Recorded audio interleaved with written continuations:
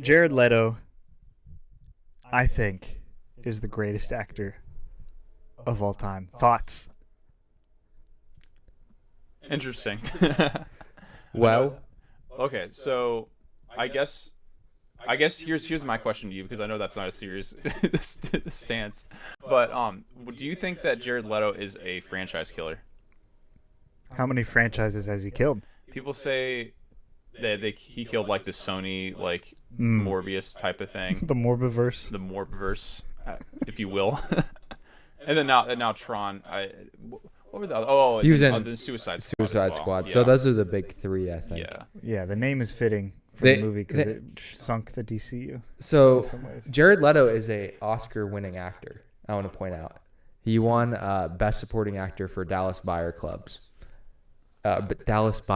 Sorry. So it's not like people view him as somebody who can't act. I'm pretty sure they do Well, how did he win a Best Supporting Actor? because it's rigged. I don't know. I'm just thinking like I don't really care that he won any awards. The other thing about Jared Leto is that he is a cult leader. Did you know this? I heard about it. Yeah. I So did hear about that. So his other thing that he does is he has a band called 30 Seconds to Mars, which is just kind of like your average run-of-the-mill, like sleepy alternative rock band. But they have this like island that he has this like people go to. Like and he then- owns an island. Yeah, or something like that. I'm Not a good look vaguely these days. recalling the story, and then his followers from the band come and he wears like white clothes and he kind of looks like Jesus. Like how, I mean, he looks like the Americanized Western Yeah. version of Jesus, you know, kind of with his long hair and his beard. Maybe if Jesus had plastic surgery or something like that. But he's just an interesting person. I think. Do you think they purposely brought him in? So I know that he's a big fan of Tron. Yeah. So that's part of why, and he helped get this movie produced, but also were they kind of like, well, if we bring him in and the movie does bad, we can blame it on him, and we also don't have to make any more Tron movies ever again. Is that, or until like, Win-win. or like 25 years later, we can do a Tron movie, Right. something like that. No, I agree. What do you guys like as far as like is he like objectively a good actor? Like how do you guys like do you feel like he was good in like Blade Runner? I don't even remember him in Blade Runner. I know he was in it. Did he play the Blade? He was. What was his character's name? I cannot remember.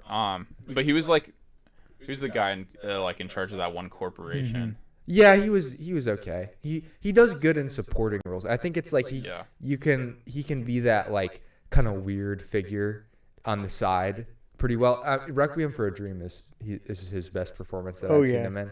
But he also, he does well when he's getting like beat up and he's getting like disfigured and stuff, like in Fight Club. Okay, we figured it out.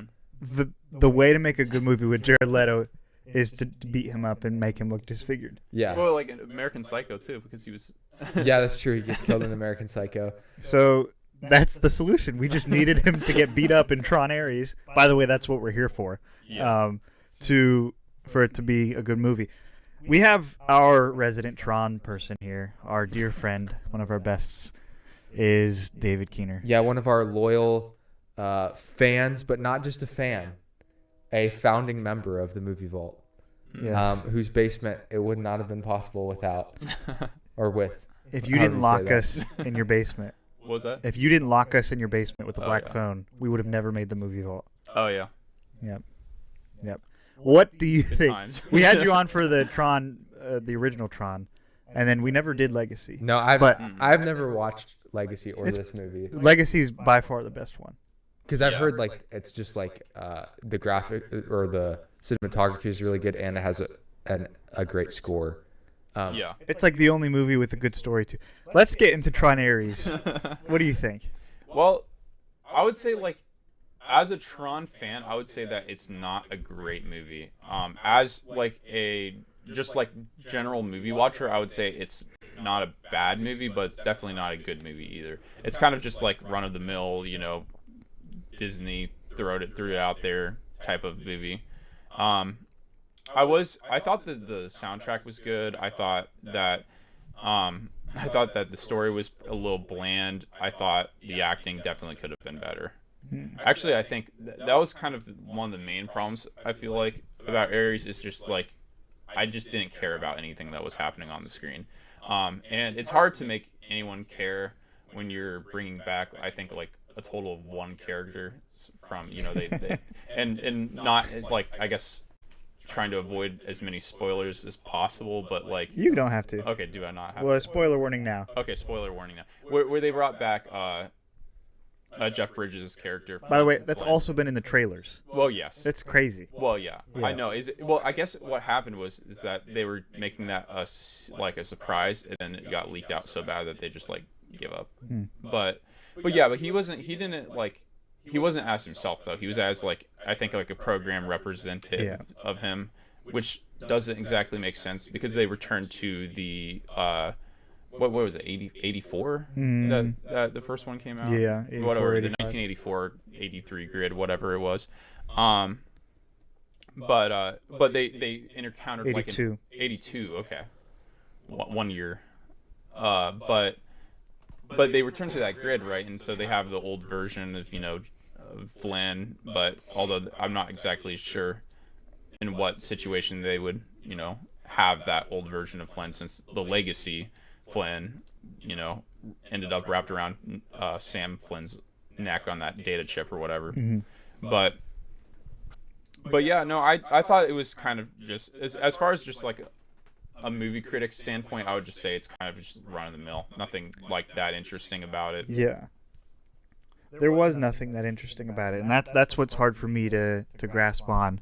In general, I think there's no connection to the original films.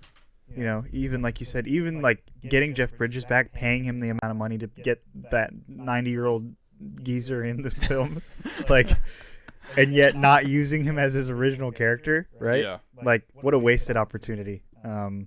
And I get it, like Jared Leto. I'm glad he loves Tron, and I'm glad that he was willing to do this whole thing. But like, what did it actually genuinely add to the franchise? Tron's not even in this film, and it's called Tron. Just call it Ares. I'm serious. Like, I think there's just so much missed opportunity here.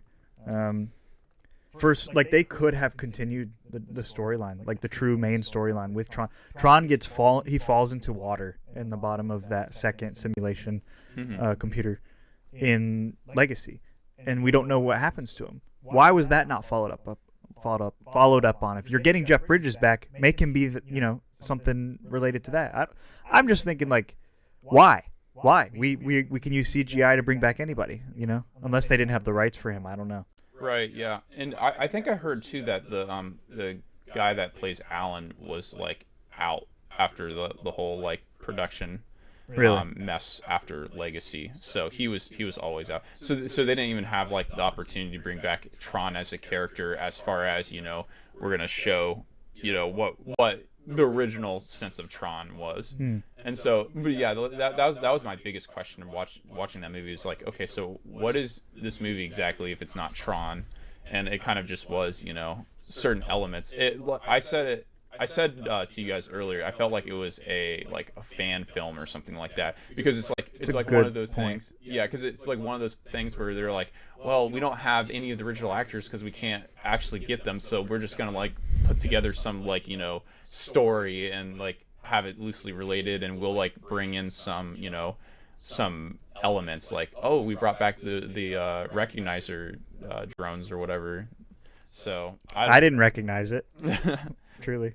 Yeah. Because everything is like a pool at nostalgia nowadays. Like, you can't go, like, nothing cannot have a sequel. And we're going to talk about another sequel here. Hold on, but first, the nostalgia pool kind of worked for me in this film too. Like, when they went back to the original Tron world, that was kind of fun for me.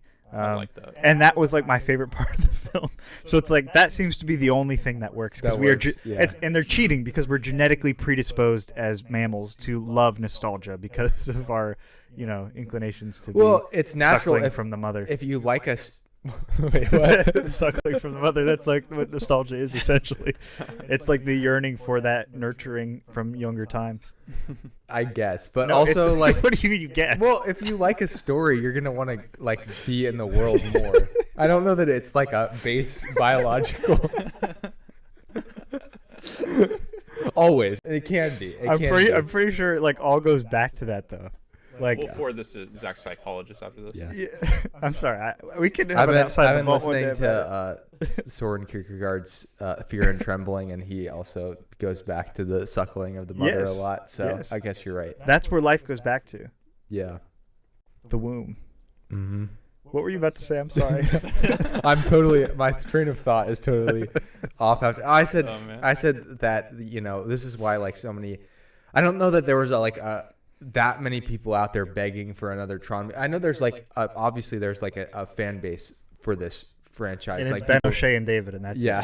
People who love Tron. But I'm just saying, like, there's not only Ben O'Shea and David out there. Like, people obviously like these movies, but I'm just saying, like, 2 people in my life. But also that's a small fan base. But also, they didn't get Daft Punk back. Which are they retired at this point? Yeah, they're retired. They're retired. So that kind of, and then they went for Nine Inch Nails, who's I'm assuming the idea was Trent Reznor, who's the lead singer of Nine Inch Nails, has been doing a lot of film soundtracks basically for a long time. He did the Social Network soundtrack, and then he's done several other soundtracks. I think he did the Soul soundtrack for like Disney Soul. Yeah, Pixar. Wow. So he's been doing it. So then you bring in the rest of the band.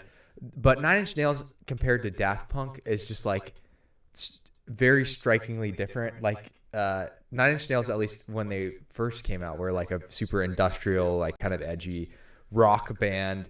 And I think they started to incorporate more electronic elements into the band as they progressed. But Daft Punk is this like they're like super glossy and like, it's like French house.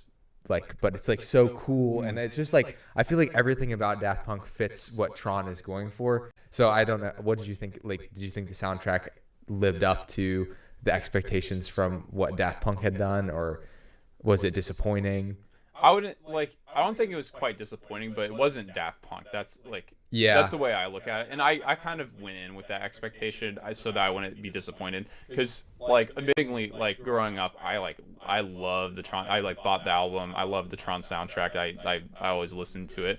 And even, today, I'll still see, memes and that sort of thing use the soundtrack because it's, even, over a decade later that it's still so iconic. But that was kind of one of the things. I don't really know how Nine Inch Nails wrote the soundtrack, but I do know that Daft Punk ended up writing the soundtrack before the movie was completely shot. And so a lot of the Tron Legacy shots were fit to the music instead of the music fit to the shot. And so they had a little bit more, freedom in that regard. I'm not sure if that was the case with Nine Inch Nails, but that does, make a big distinction. I would say that that Nine Inch Nails didn't do a terrible job as far as soundtracks go, as far as just just hearing the what's the word? Just kind of the feel of the movie. But one thing that I think that they really lacked with was just regular soundtrack, elements, such as strings and that sort of thing. If you look at Daft Punk's soundtrack and stuff, you'll see, in the moment where they flash back to where Clue and Tron, and Flynn had their first, fight. That was all violin or strings or whatever. And same thing with the finale, where, Flynn is about to say goodbye to his son and his son goes off with Cora. But that was all string. And that worked well because that's what was needed in the moment, because it was a dramatic moment. And so you can't always just, put really cool synth and call it a day, because not all moments call for that. Yeah, that's a good point. What did you think about that light cycle? It wasn't a light cycle. It's like a light boat cycle thing where they're gliding across the floor, lava, whatever. I don't know. I can't remember. But when he has the girl, I don't even remember her name, the main girl who's getting rescued in Tron, Jared Leto is driving her across out of the simulation, or at least to the edges of it, and like things are collapsing around them. They're going, through the liquid and everything. I thought visually that was the most stunning part of the film. What would you say? Yeah, I agree. The only thing I didn't like about that grid was that it was very messy as far as like. I felt like in Legacy they gave every building like some sort of design like that. It was like, oh, this building exists for some reason. I felt like in the Dillinger grid it was just kind of like mess. Like there was like, oh yeah, we designed a lot of cool shapes, buildings, and that sort of thing, and we didn't really explain any of them. But as far as it was a little bit messy, but I don't necessarily know that's kind of more of a peeve than like a actual complaint, I guess. Yeah. But no, I think that's probably where I'd say the soundtrack was the best. In fact, though through that scene. Yeah, the Nine Inch Nails song. I mean, it's with the words too. It's not just synth music. Yeah, I kind of was surprised that I actually liked it because there was no lyrics in Daft Punk's Salute. Yeah. Soundtrack.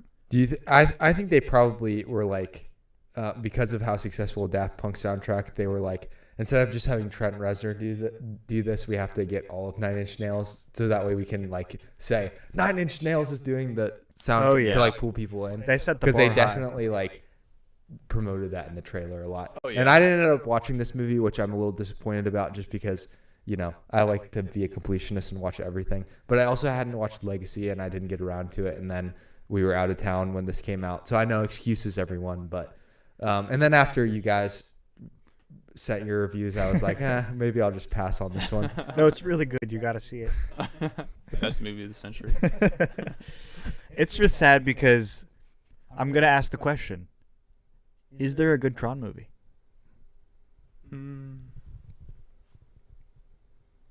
I guess yes, but it's like, again, that comes as a fan.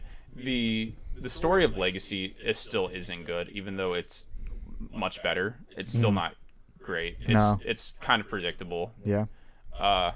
So really the charm of Tron is really cool visuals, good graphics, that sort of thing. I would even argue usually cutting edge technology as far as VFX and CGI goes. Yeah. And even practical stuff. Legacy had a lot of practical sets that were just next level. And then good music to go along with it, and lights. So that's basically it. It's kind of, I feel like it kind of reaches the same crowd that Star Wars does, but it's not, it just definitely doesn't have the same story elements that Star Wars is so known for. So it doesn't reach as many audiences for that reason. Yeah. Last question, because I know you have to go. Your dad was on for Dune. You were on for Tron. It's just interesting how you guys had both picked films that are not good, clinically, and it's you a guys David love Lynch them. Dune, not the Sorry, just in case anyone was confused. I believe that was also Lynch Dune was 1982 as well. 84. 84, somewhere in that range. So it's in that range of really bad CGI. Story kind of sucks. Acting kind of sucks. But like you and your dad really like those. He likes Dune. You like Tron. Why? Like, is this something genetic in you? Does it take you back to your mother? I'm just joking. Going back to that. No, I actually, admittingly, I haven't seen the 84 Dune, so I actually don't know the charm of that. So I remember my dad made my brother watch it with him once or something, and my brother fell asleep during it. So I don't know if I. It is a super slow-paced movie, especially. Yeah. But no, I don't know. I guess it just is what those are. If that's what calls to my dad, then that's kind of the same kind of thing for me. But I think another element of it was that it came out when my dad was younger, and Tron came out when I was younger, and so those were kind of like the things that that we clung on to growing up a little bit. So it kind Tron of legacy for you. Legacy for me. Yep. Not the original. I don't think. Yeah, there weren't too many Tron fans, I don't think, before Legacy. Like it was even rarer. Actually, Daft Punk was one of the only like pre-Legacy fans that I'd really known of. And they were very adamant about certain aspects. They like sat down with the think the director to like go over like, okay, if you're gonna make this movie, you're gonna do these things, and then we'll do the soundtrack. So I don't know. It's interesting. A lot of people care about Tron. I don't know. I don't really know why, but and I can't speak for myself in that regard either. I guess it just besides there's definitely some nostalgia about it. I think the main part is for me was the music though. I really enjoyed the music, and definitely the and I think the light elements were also very cool. Yeah, and no matter what, it was influential. Like the Daft Punk soundtrack changed like. It kind of brought in a new era of like synthy music in movies, and like I think something that's benefited from that is possibly things that have 80s nostalgia based themes like Stranger Things or a lot of other films, to be honest. So I think it was influential, even if people don't love it or cling to it as much as Star Wars. But yeah, I'm happy that we got to have you on for this. We can close out this segment before we talk about our other ones, because we are in the Vault Unlocked episode right now.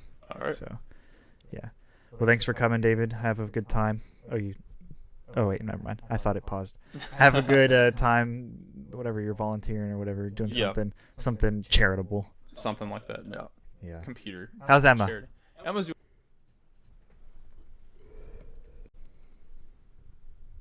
And we're back. Sorry for the pause. We are back to discuss 4 more movies that we have seen that are new to this month and last month. The first one I'll start out with, because you haven't seen it and the other 3 you have, is Good Boy, a movie that is shot from the perspective of a dog. Anna and I went to see this one. It's a very interesting film. It's like a whole new concept of a film, like animal-driven based films, but it's not animated, right? So it's not like a Pixar film where it's, like, what does a dog think? It's like a literal dog, but you're not adding emotions to it. You're just kind of reading into the dog's face, right? And yeah, it was directed by Ben Leonberg something. First movie he's directed, kind of. He just shot a few hours a day for a few years, shots of his dog, and it was crazy. I mean, it turned out really good. It's only about an hour long, but the quality is pretty high. Like the storyline, the movie would have been a 2.5 stars if it weren't shot from the perspective of a dog. But because it was such a cool concept and it really worked, I gave it 3.5 stars. So I'm really happy about that. That was a big surprise for me. Yeah, I think we got to do a surprise, like biggest surprises of the year episode at the end. Yeah, that would be fun. Yeah, I wish I would have got to see this one. I don't know if it's still in theaters or not. Probably not. It probably didn't have a super long run. But this is one of those movies that had the potential. I mean, it probably made money because it couldn't have cost that much to, once you got someone to pick it up. Yeah, $750,000, which that seems like a lot for just $7 million, and then it'll go to Shudder. It looks like. Nice. So did the South by Southwest circuit. Still a couple showings here and there. It looks like. I could see it going through this month because there's a week left before Halloween. Yeah. So let's talk about the Smashing Machine. Dwayne "The Rock" Johnson. I always knew he had it in him to give a good, strong acting performance. Naturally, it made sense for him to do a movie that centered around wrestling, because I think the one thing about this movie that it showed is that The Rock is a big guy.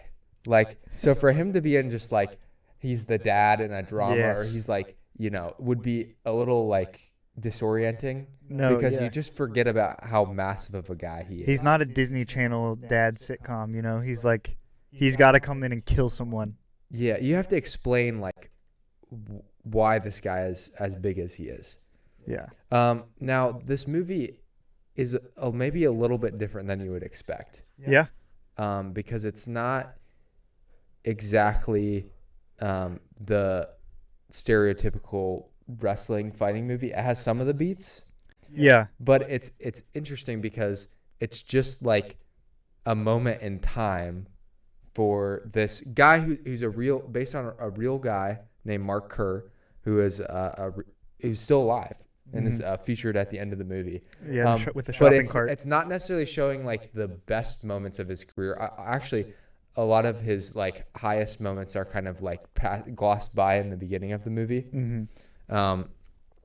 And we're kind of at this point where He's gone to wrestle in Japan because there's more money to be made there. But he's also has developed a opioid addiction from just like using painkillers for his treatments. Yeah.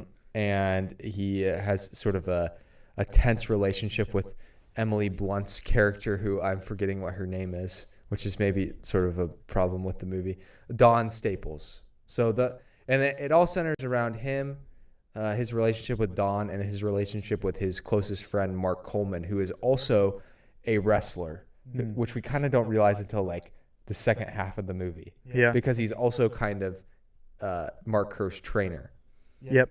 So how familiar are you with like Nope. WWE Nothing. or not WWE? Nothing. The Rock was in WWE or WWF, but this is MMA.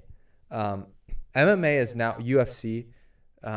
Is the MMA in the US is now sort of a staple. Yes. Lots of people talk about it. Some of the most popular podcasts in the world are tied to heavily to UFC. And some certain podcasters have become famous being UFC announcers. Yeah.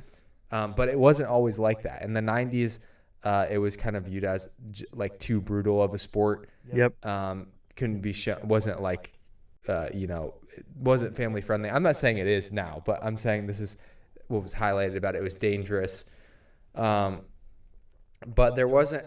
Professional wrestling, as many people know, is staged. It's more of a theatrical product. So if you want to be like a fighter and you wrestled in college, like your options are not super. You can't just go to boxing. Correct. Mixed martial arts allows you to maybe pick up some new skills, but also still use the skills that you have. I want to commission a Dwayne "The Rock" Johnson outside the vault sometime. But anyway, I'm kind of getting into the weeds with what did you think that it worked? I know the box office isn't the most impressive thing, but and it never was supposed to be. Was this only made so that Dwayne Johnson could just show off that he has like supporting or like Oscar acting skills? Yeah. From the outside, it seems like that. But I listened to an interview with Sean Fennessy asking Benny Safdie some questions, and Benny was talking about how he had wanted to make a movie about Mark Kerr after watching this documentary that's very closely intertwined with this. So there's a documentary that covers The Smashing Machine. It very closely resembles this movie, and he wanted to make that documentary just more cinematic. And I think what brought Benny, right? Yeah, Benny, because Josh is doing Marty Supreme. Yep. What brought Benny into this project was he was watching Mark Kerr in that documentary and being like, dude, this guy's out there brutally not killing, but like hurting people, right? And then out of the ring, he's really thoughtful. He's not like, he doesn't always know what to say or what to do, and he messes up a lot. But he's like really introspective. He's really soft-spoken. Sure, he can rage out here and there, but really he's a smashing machine with a very soft inner core. And he's very sensitive. And then Benny saw Dwayne the Rock Johnson and was like, I want him to play. And he tried to get in touch with him, and it took a long time for him a few years. And then he talked to Emily Blunt, and he's like, oh, you know Dwayne the Rock Johnson, right? And she's like, yeah. He's like, can you give this idea to him? And then Dwayne got on board because I know Dwayne has been typecast as himself for 15 years now. Yeah, the timing probably hit perfectly because it was I'm sure he was looking for an opportunity to. And it's not, even with somebody of his stature, it's not like somebody will just be like, oh yeah, we'll give you this part. Yeah. I don't know. A leading part. Oh yeah, I don't know if I've said this yet. Like, this movie was awesome. Yeah, I really liked it. I really liked it. 3.5 stars. Like, that's what I gave it to. It was like, I love the Safdie, or not Safdie. I love them too. The Coen or the Safdie, but I'm mainly the Safdie brothers.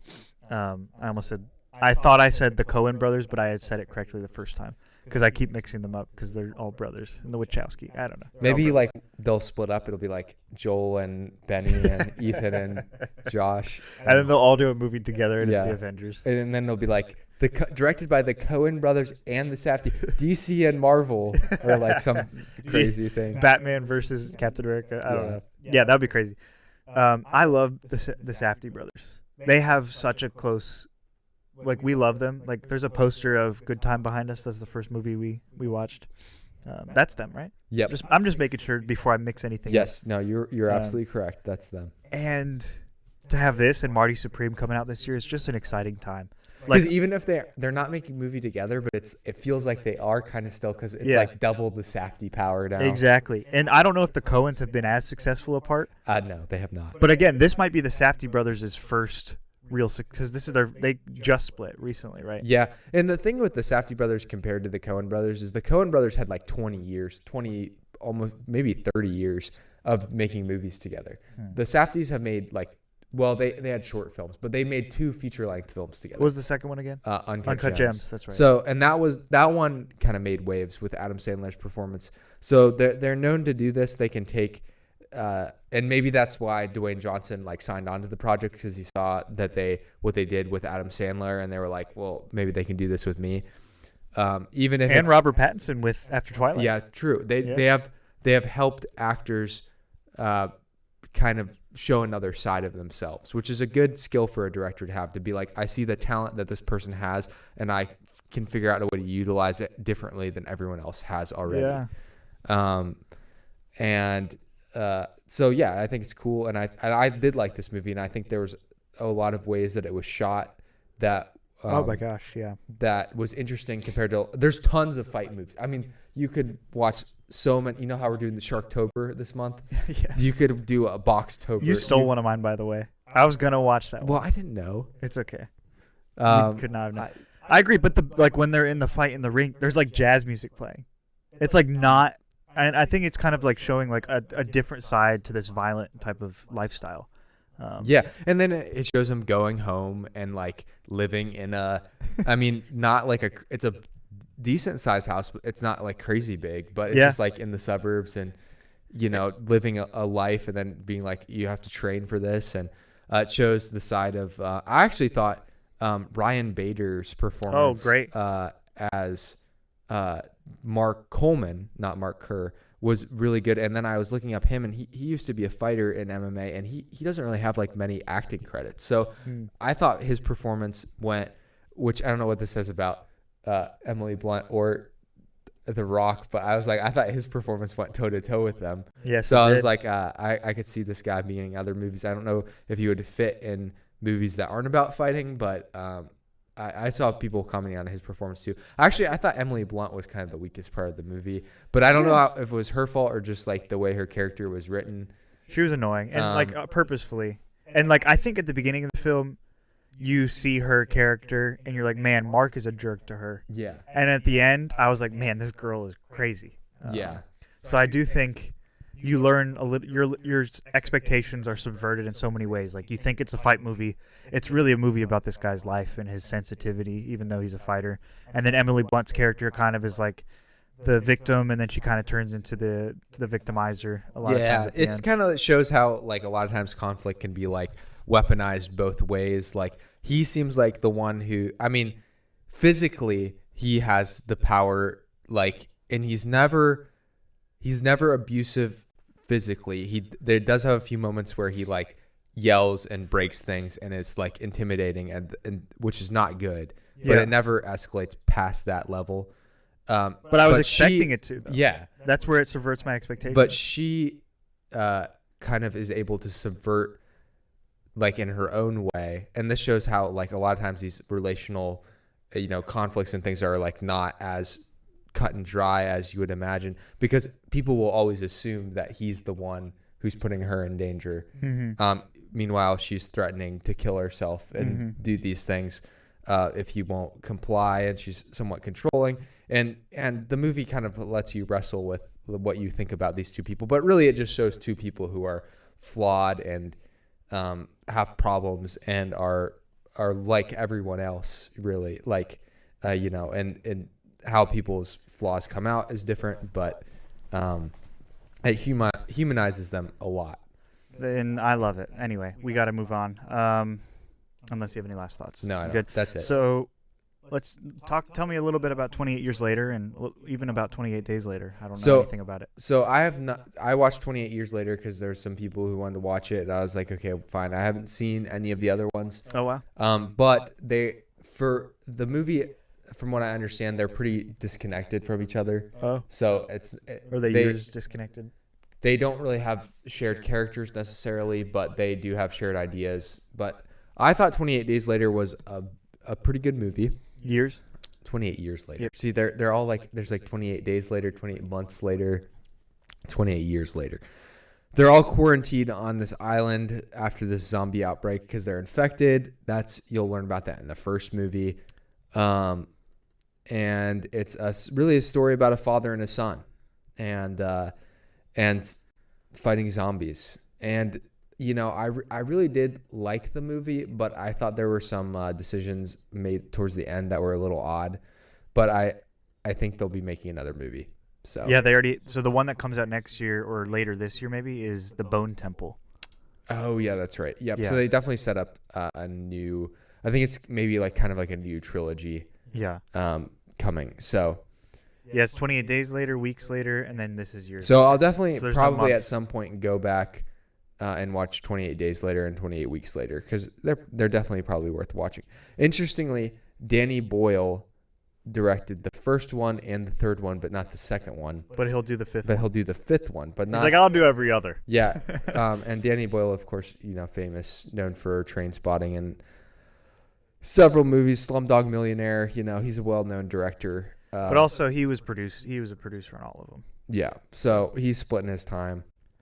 Okay, worth watching. Last movie we're going to talk about, we watched last night, The Black Phone 2.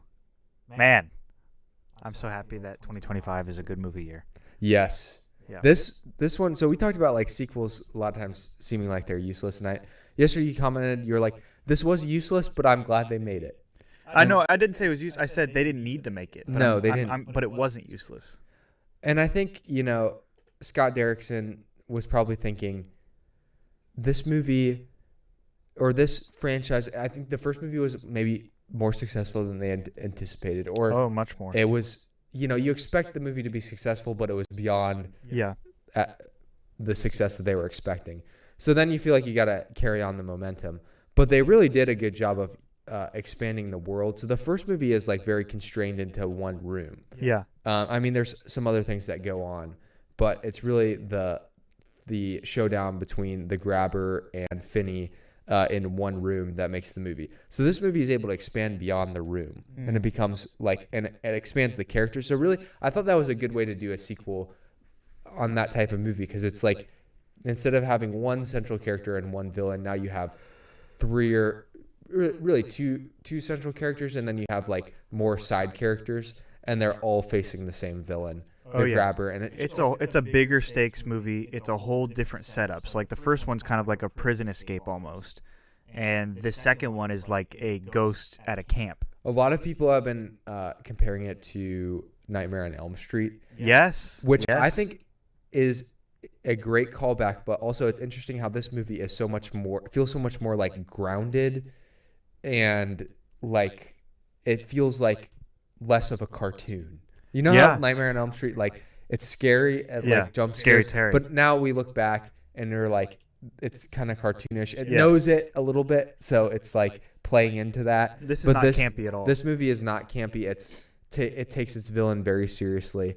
And such a dark villain. He really is a highlight of the film. And the acting was great too. I'll say that. But Ethan Hawke's performance as the Grabber and / all the other names he has is menacing. The dialogue at some points isn't great. It's kind of bland. Like, I want to kill you. I noticed that like anything that was like exposition is like not. I don't know who the screenwriter is. That scene in the church, guys. I don't think in any of his movies, and I know Doctor Strange the script is probably fine, but it was probably heavily written over if he even had any writing on the script. Board. But I know Scott Derrickson, I can't remember who the guy he collaborates with, but they usually collaborate on all their horror movies. C. Robert Cargill. Yeah, that guy. I don't think their strength is in the writing of scripts, but they do have good like setups and concepts for horror movies. Sinister is a good horror movie, but I would never say like the script is amazing. Were you reminded of Sinister in those scenes where she was dreaming? This was a good like merge of what made Sinister good Yeah, because she's dreaming and they're using the Super 8 film. And then what made Nightmare on Elm Street good with the dreaming. And what made the Black Phone good with the grabber and with Finney. Yes. You know, at the core, it's about hurting people and overcoming fear and all of that. But it feels like, you know, and some of it is very cliche in its meaning. And there's even a little bit of faith and you know, people are praying in this movie. It's in some ways, you know, this is one of the this is probably going to be the most successful Christian movie of this year, which is odd. And it's interesting how it juxtaposes the extreme like vileness and darkness of the grabber with the light of God. The light of God. Yeah. And it's not a villain who's trying to play God. That's what I was like. Yeah. This is what's kind of refreshing. So like Freddy Krueger and Jason Voorhees, they're all people who are their whole thing is that they're trying to play God. So if they see someone sinning, they're going to punish them. Yeah. Right.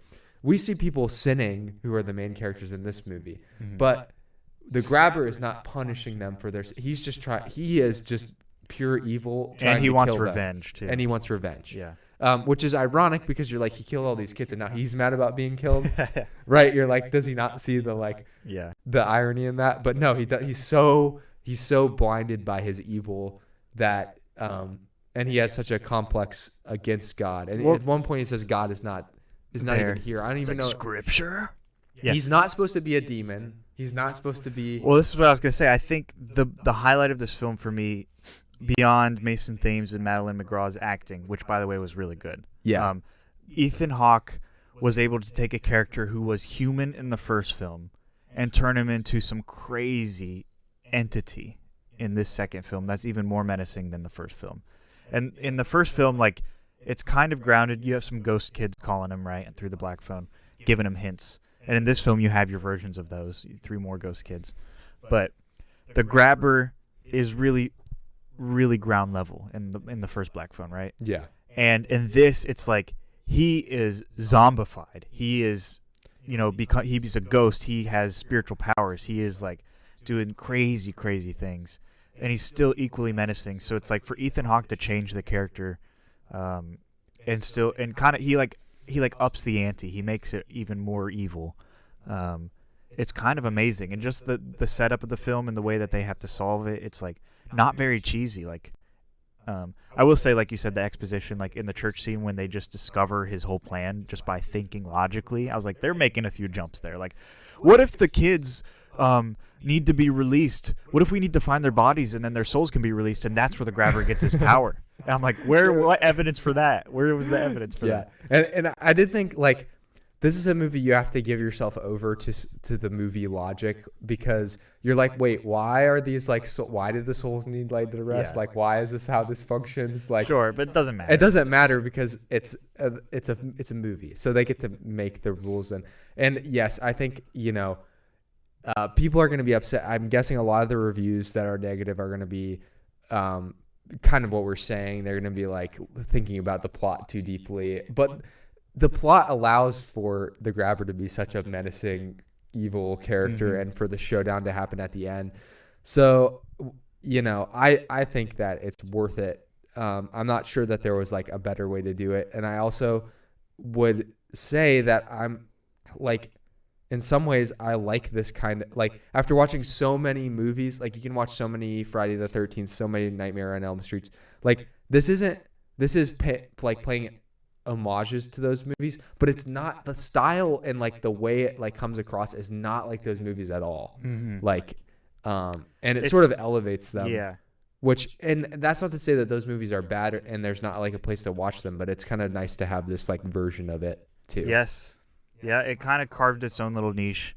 And I think this movie kind of like it's a little bit beyond the first one, maybe even a little bit better, just because the Super 8 film, you know, sequences, like, it really like is a whole different style of filmmaking that is added onto the first film. So it like takes the first film and it doesn't keep the same style. It changes the style and it puts it in a very winter setting. And it's just like very fresh, very fun to watch. I had a fun time. Anna was scared at some points. I was like, "You're a trooper for watching that." She's like, "Yeah, I didn't want to watch that." So, yeah, it was. But she got her favorite Greek dinner, and then we watched the Black Phone too. So, It was a little gory. Like, very gory. I mean, you're watching kids get, Yeah, which has always been a staple of Scott Derrickson. He's used the Super 8 to be able to that's a trick to be able to show like these kind of like brutal things without the details. Yeah, without the details. If you were expecting something to be like, I don't know what I was expecting exactly, but it was definitely like ramping the action and everything up another level. So I still, in the end, I was like, I don't think it's a 4-star movie because the dialogue and everything, like the plotting, does kind of hold it back. But I think it's a solid 3.5. That's pretty much what I have to say.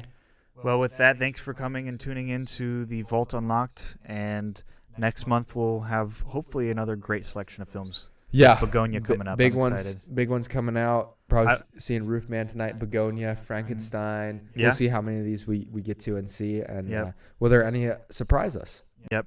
All right. Well, with that, we'll see you next time.